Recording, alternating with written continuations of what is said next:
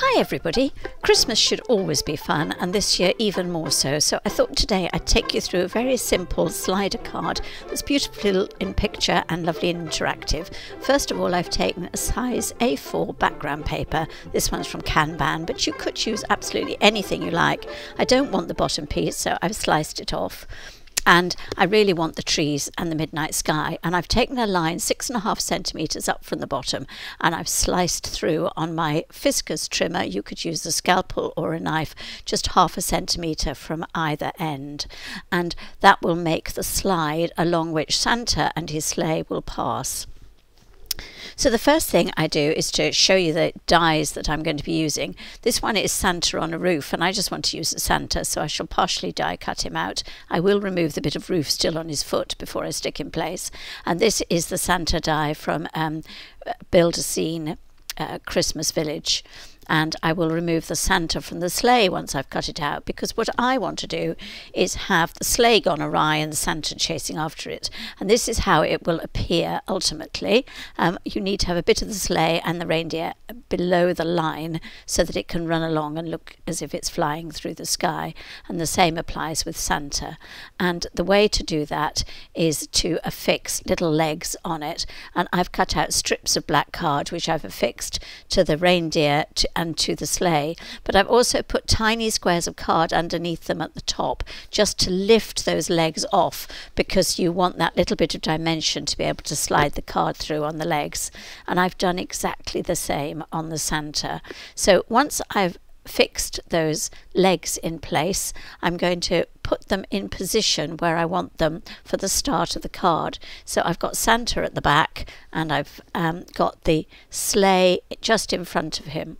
And they will all be connected on the same pull handle, but I just want to make sure they're in the right position before I turn over and stick the pull handle in place. So I'm carefully turning it over, and I'm just going to adjust those legs to make sure they're straight.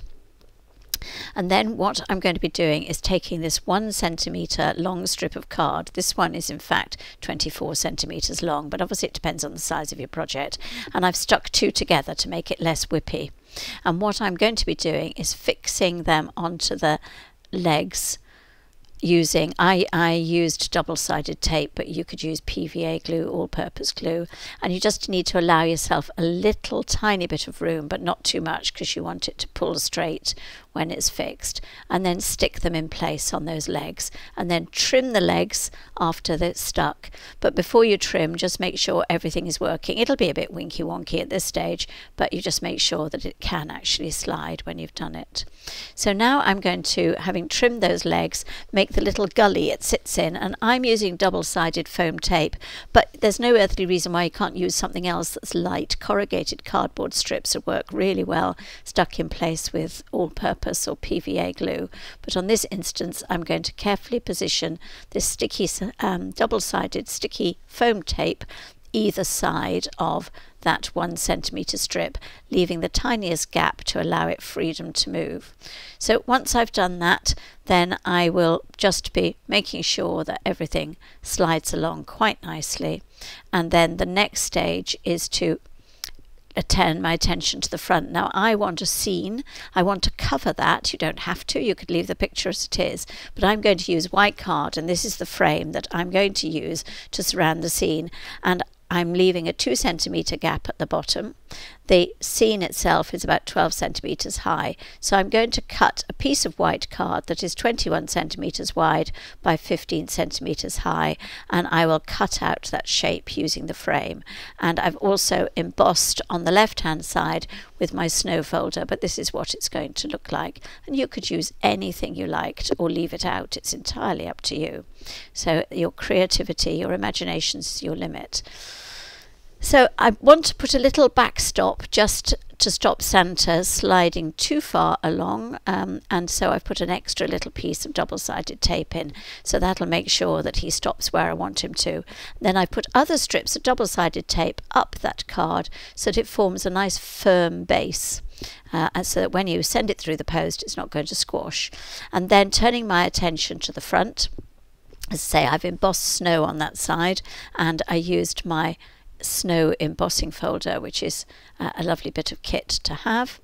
And then I'm going to be putting some embellishments on the front, and this is my favourite Holtz Treeline die, because you can snip all the bits, and I'm putting one bit, I've cut out 2 tree lines and I've snipped it into sections, and I'm going to position it on the front of the card just like this, because I want the scene to look as if the reindeer and the sleigh are flying behind the trees so you can no longer see them.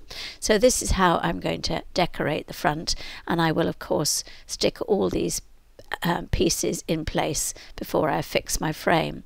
Once I've done that, then I'm putting double-sided tape across the back of the frame, but making sure there's plenty of space for that sleigh and the reindeer to slide into. I don't want them catching, so I've got a nice big gap in the middle.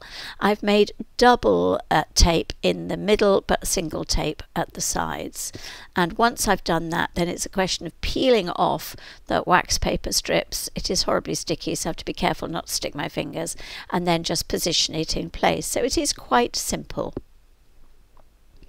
Stick that down quite firmly, and then of course at this stage you need to make sure that your sleigh slides. I'm afraid my hands are quite weak, so it looks more effort than it actually is.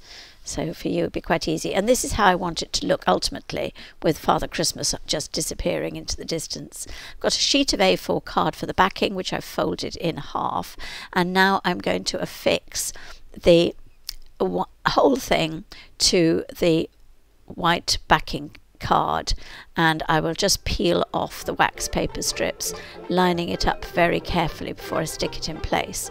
And then I can just turn my attention to the front and put a few embellishments. I put a moon, little trees, little poem on the front just for fun, and I decided it needed a tiny bit more colour, so I've got some festive ribbon which I'm just going to stick in place for decoration, and again I'm using double-sided tape just to hold that ribbon in place, and I think it just gives a nice finishing touch. I'll trim the edges to make what I hope you will think is a pretty card.